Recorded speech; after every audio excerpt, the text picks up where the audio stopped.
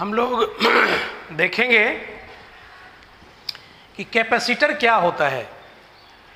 Capacitor को हम लोग कॉमन लैंग्वेज में कंडेंसर भी बोलते हैं।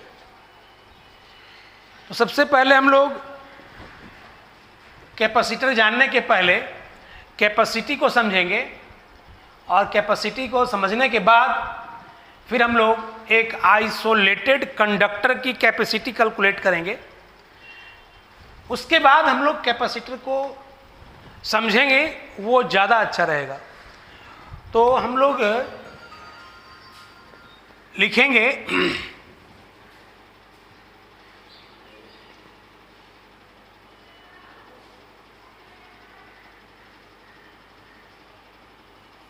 Capacity of an isolated conductor।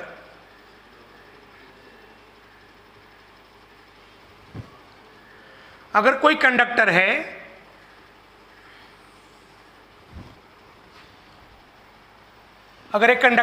तो जैसे जैसे इस पे चार्ज ला करके तुम दोगे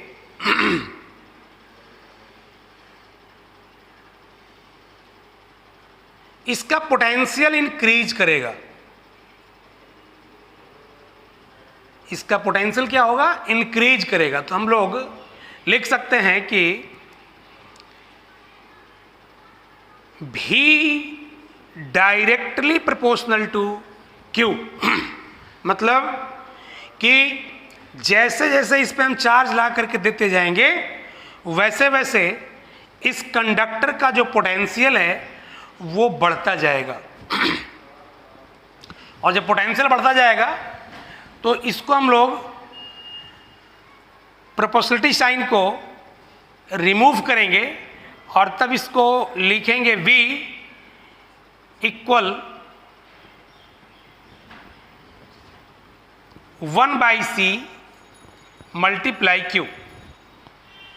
मीन्स ये 1/C हमने यहाँ पे एक कांस्टेंट से मल्टीप्लाई किया और जब कांस्टेंट से मल्टीप्लाई किया तो यहाँ पे फिर अगर देखेंगे हम लोग बाई क्रॉस मल्टीप्लिकेशन करें तो Q equal C into V।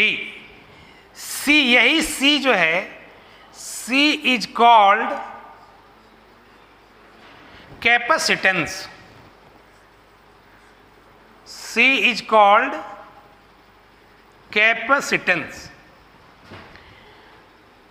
इस C का हम लोग यूनिट देखें, SI यूनिट। SI यूनिट क्या होगा? तो आप लिख सकते हैं यहां पे C इक्वल Q बटा V, Q बाई V। ये Q जो है वो चार्ज है, मीन्स इसका कूलम्ब होगा, कूलम्ब पर वोल्ट। इसी को हम लोग फराड बोलते हैं। फराड मीन्स C का ऐसा यूनिट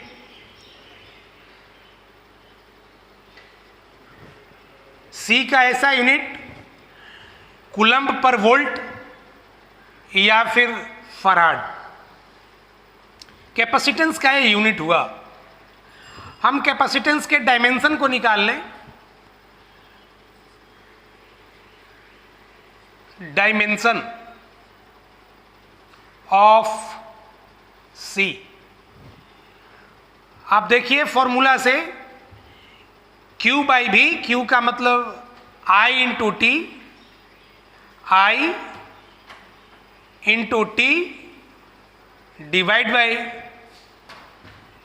वोल्ट। यानी आप इसको लिख सकते हैं, आपको मालूम होगा कि W जो होता है, वर्क जो होता है, वो चार्ज मल्टीप्लाई पोटेंशियल डिफरेंस, और यहाँ से V equal W by Q कर सकते। तो अगर हम थोड़ा सा इसको लिखें, C इक्वल क्यू बाई भी क्यू, और भी के बदले W बाई क्यू, क्यू जाएगा ऊपर, क्यू स्क्वायर बाई W, और क्यू स्क्वायर का मतलब I into T, I into T.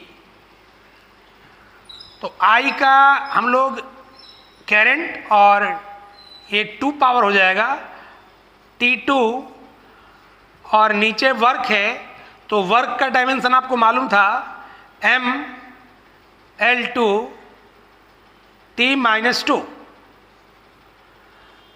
आप इसको सिंप्लीफाई करोगे तो इसको मिल जाएगा M-1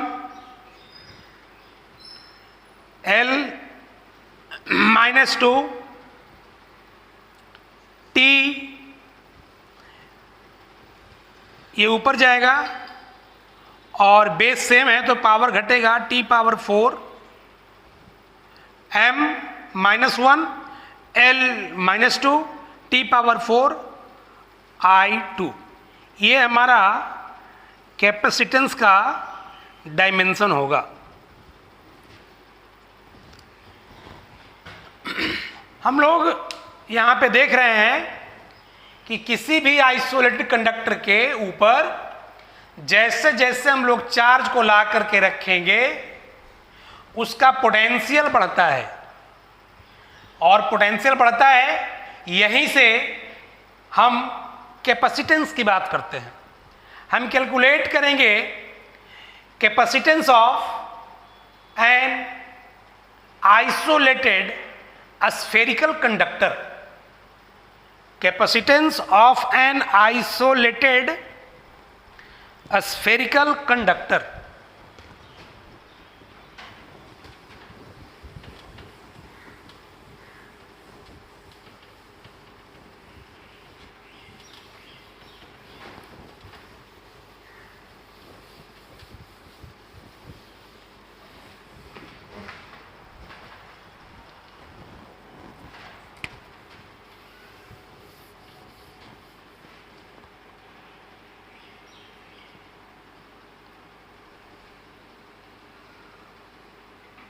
Capacitance of an isolated spherical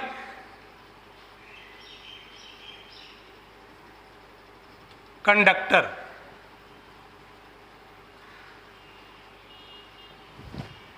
मान लो कि एक स्फेयर है जो कि हमारा कंडक्टर है।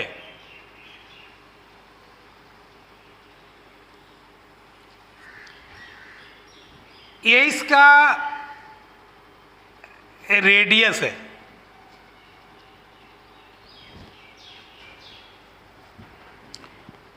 Consider an isolated spherical capacitor।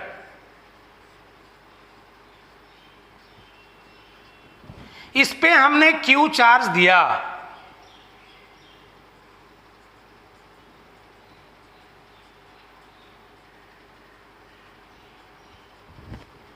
इस पे हमने Q चार्ज दिया, तो जैसे ही हम Q चार्ज देंगे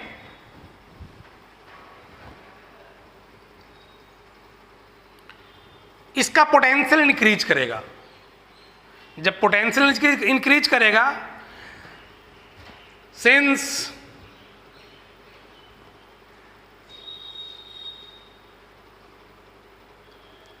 Q directly proportional to V, Q बराबर C इंटू V, ये C equal Q by V spherical conductor का जो पोटेंशियल होता है वो यहां से लेकर के यहां तक, मतलब ऑरिजिन से लेकर के यहां तक जो उसका वैल्यू होता है वो 1 बाई कांस्टेंट होता है और उसका वैल्यू होता है 1 by 4 pi epsilon naught Q by R. आप देखेंगे इसको तो Q से Q कैंसिल होगा, a C equal 4 pi epsilon naught into R. ये हमारा कैपेसिटेंस निकला किसका? स्फेरिकल कंडक्टर का। C का value 4 pi epsilon naught R, यही हमारा कैपेसिटेंस का वैल्यू है।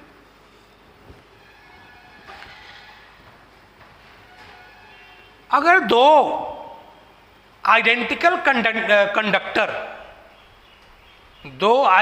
कंडक्टर को अगर हम लोग बहुत ही क्लोज रखें तो वो जो बनेगा कॉम्बिनेशन, उसी को हम लोग कैपेसिटर कहते हैं।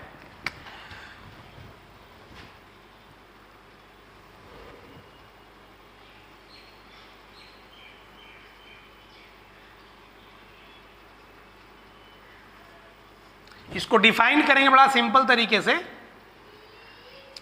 कि 2 इक्वल एंड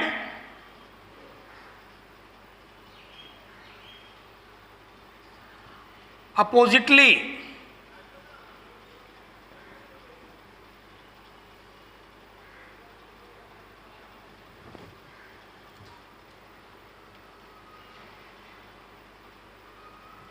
चार्ज्ड कंडक्टर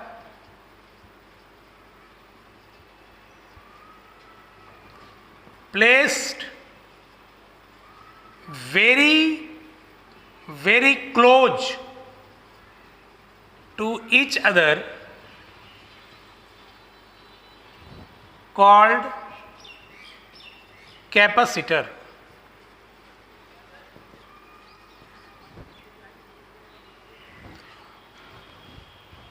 दो आइडेंटिकल कंडक्टर जो इक्वल एंड अपोजिट चार्ज उस पर डाला हुआ है, अगर हम उसको एक दूसरे के करीब में रखें, बहुत करीब रखें, तो वो जो बनेगा एक सिस्टम, वो हमारा कैपेसिटर कहलाएगा।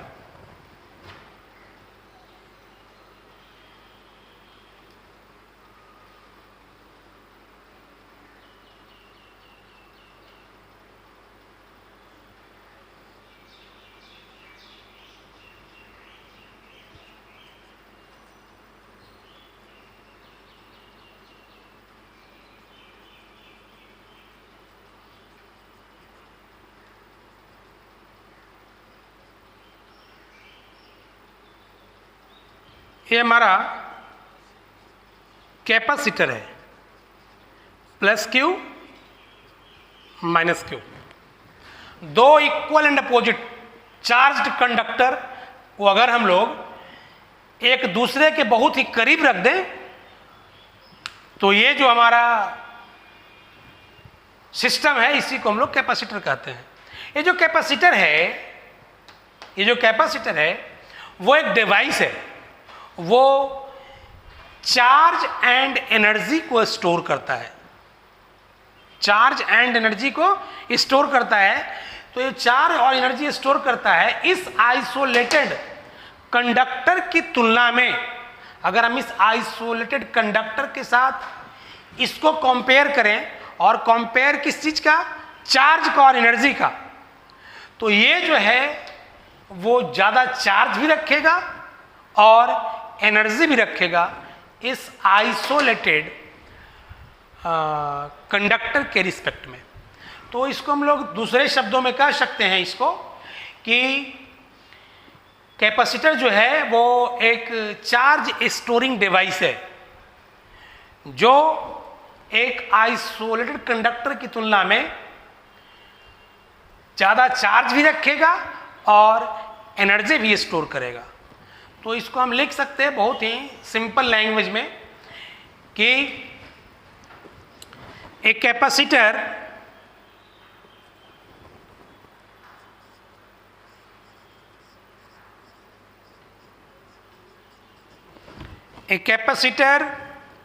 is a device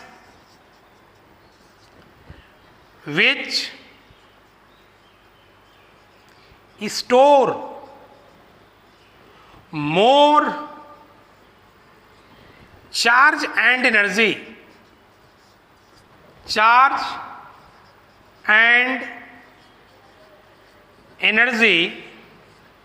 with respect to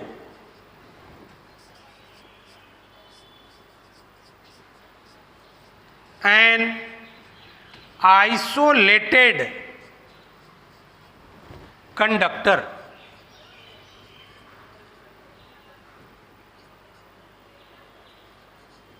एक आइसोलेटेड कंडक्टर की तुलना में जो कैपेसिटर होगा वो ज्यादा चार्ज एंड एनर्जी स्टोर करेगा।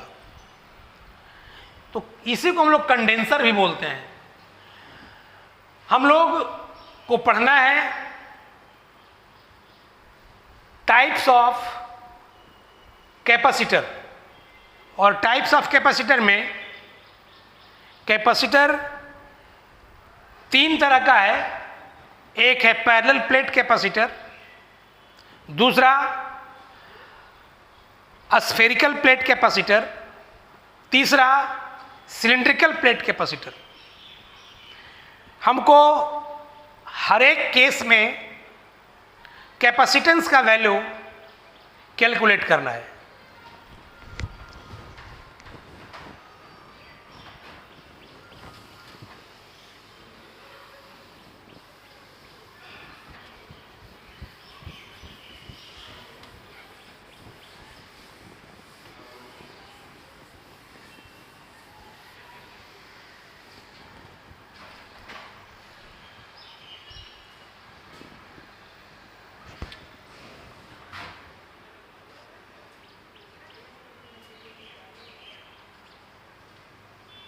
Types of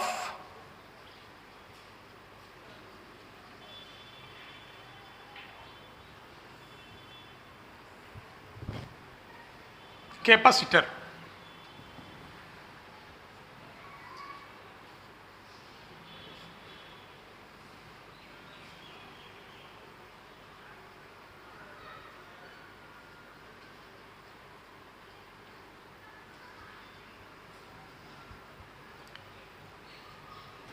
पहला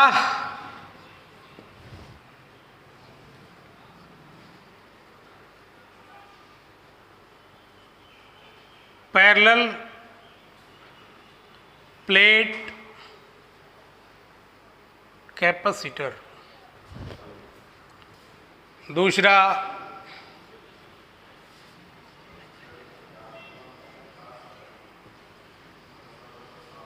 स्फेरिकल प्लेट कैपेसिटर, तीसरा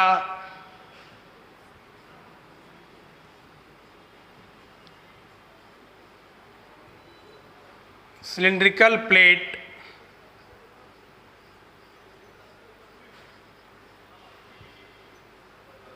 कैपेसिटर।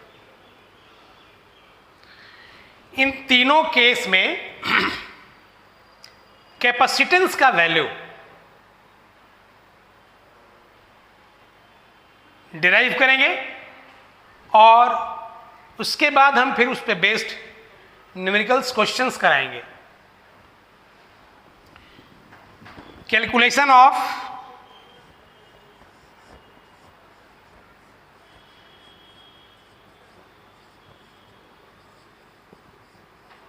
कैपेसिटेंस। कैपेसिटेंस का कैलकुलेशन, पहला parallel plate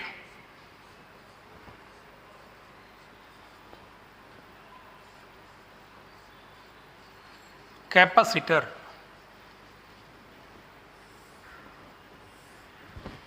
parallel plate capacitor.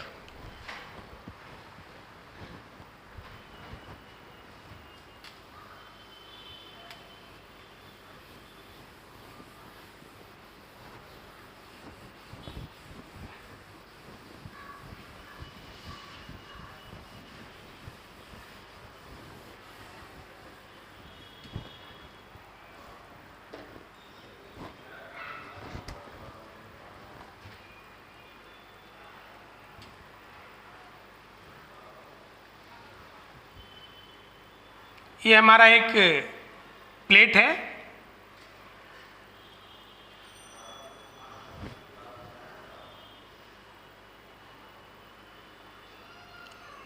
Plate का मतलब आप ऐसे समझेंगे कि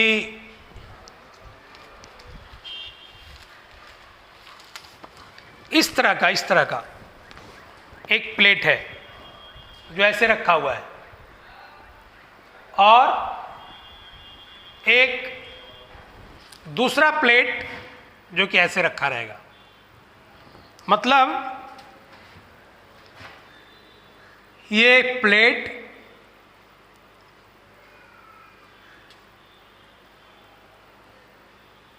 एक ऐसा और एक ऐसा, ये दोनों जो है वो एक पैरेलल प्लेट्स है। ये चीज़, यही चीज़ है, एक ऐसा और एक वो दूसरा ऐसा। हम इस पे प्लस क्यू चार्ज दिए,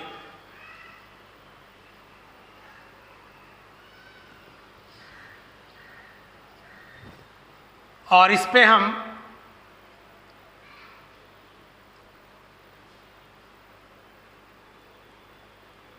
माइनस क्यू चार्ज दिए।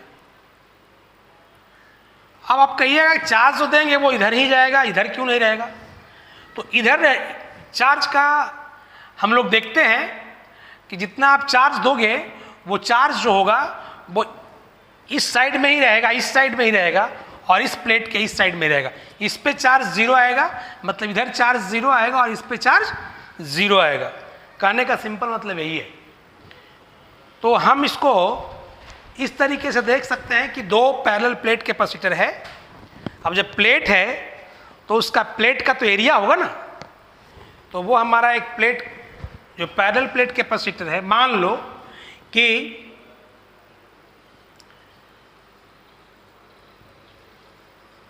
Consider a parallel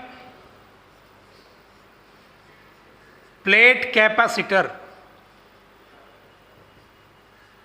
of plate area equal A।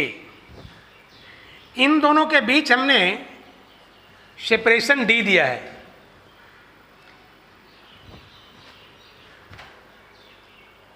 They are separated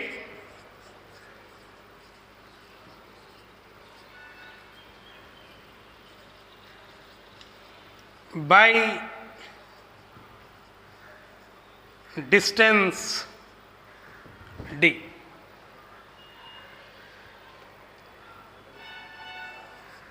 Q charge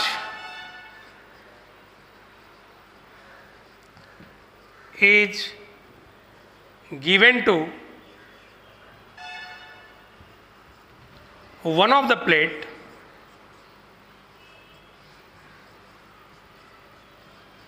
and minus Q is given on another plate।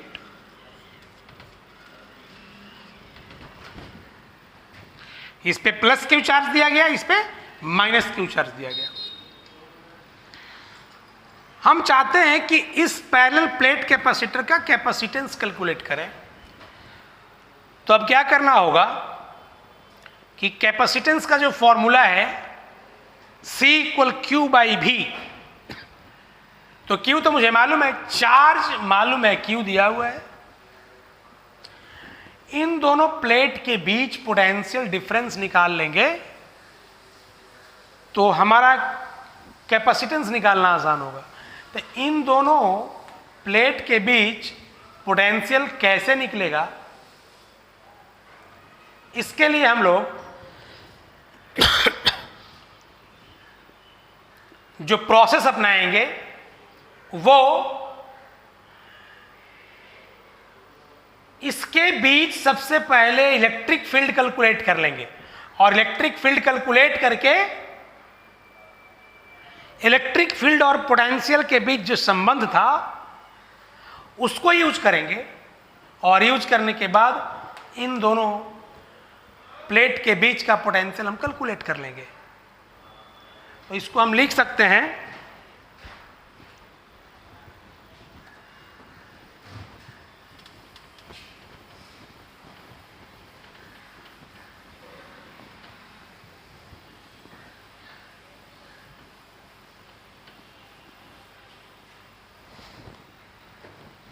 ये हमारा पॉजिटिव है, ये हाई पोटेंशियल, और ये क्या, लो पोटेंशियल। लिखेंगे इलेक्ट्रिक फील्ड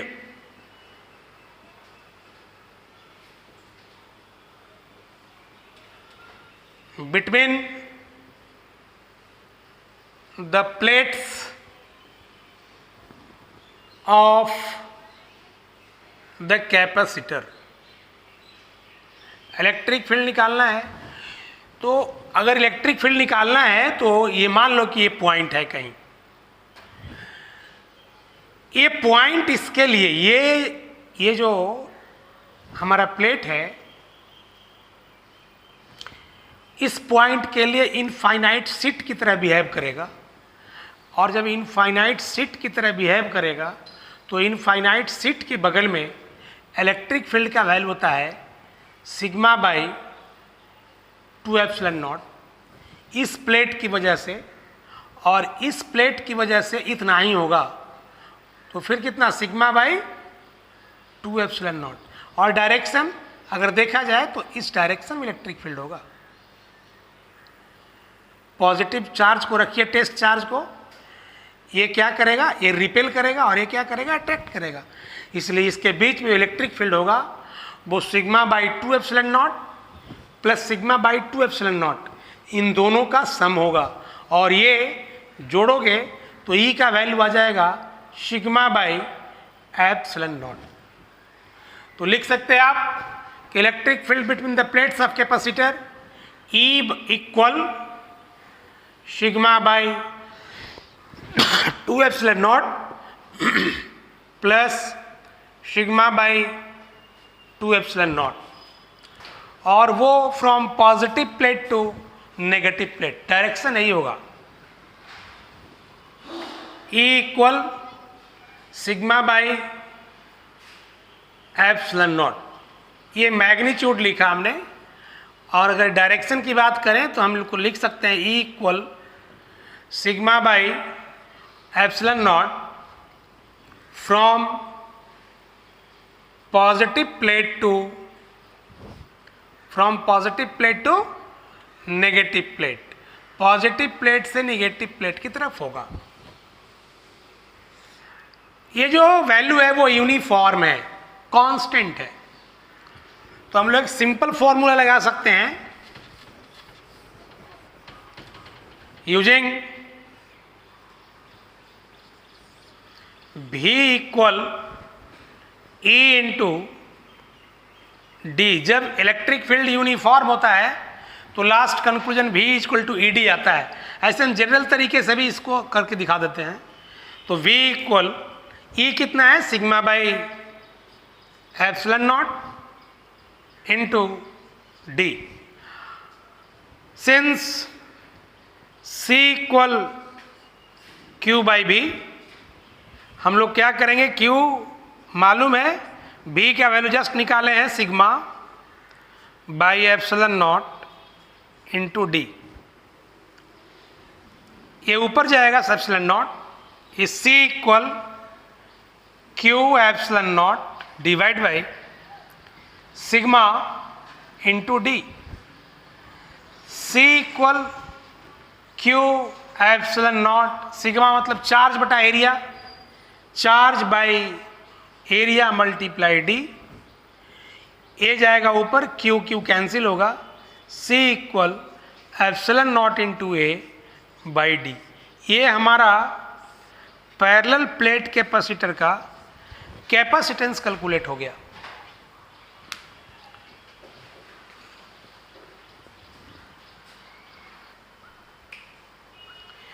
ए सी का जो वैल्यू है इस पैरेलल प्लेट कैपेसिटर का, वो epsilon not a into D. हम इस बात को देखेंगे कि कैपेसिटेंस जो है वो किस किस बात पे डिपेंड कर रहा है। तो कैपेसिटेंस डिपेंड्स कर रहा है प्लेट के एरिया पे, दूसरा प्लेट के बीच जो सेपरेशन है, और तीसरा इन दोनों प्लेट के बीच में मीडियम क्या है, इंटरवेनिंग मीडियम मीन्स उसमें एयर है या कोई दूसरा डाइलेक्ट्रिक मटेरियल डाला हुआ है। कहने का सिंपल मतलब है कि तब हम लोग कह सकते हैं बड़ा ही सिंपल तरीके से कि जो कैपेसिटेंस है पैरेलल प्लेट कैपेसिटर का, वो डिपेंड करता है किस किस बात पे, तो प्लेट के एरिया पे। C depends on, C depends on कहाँ, तो पहला एरिया ऑफ द प्लेट, और ये स्पष्ट है कि जितना एरिया बढ़ेगा उतना ही C बढ़ेगा, that is C directly proportional to A, कह सकते हैं इस एक्सप्रेशन को देख करके। दूसरा separation between the plates, separation between the plates, C inversely proportional to D। जितने सेपरेशन कम रहेगा, सेपरेशन ज़्यादा रहेगा, कैपेसिटेंस कम होगा, सेपरेशन कम रहेगा, कैपेसिटेंस ज़्यादा होगा, इनवर्सली प्रोपोर्शनल है। और तीसरा medium in between the plates, plate के बीच कौन सा मीडियम है उसके उस बात पे डिपेंड करेगा। हम लोग जो ये देख रहे थे Q बराबर C, ये जो मैं निकाला V इक्वल ई डी कर करके, अगर हम जनरल तरीका से भी चाहेंगे इसको using formula D V equal minus E dot D R, उससे भी हम निकालेंगे तो हमारा रिजल्ट यही आएगा। हम उसको भी निकाल देते हैं आपकी सुविधा के लिए।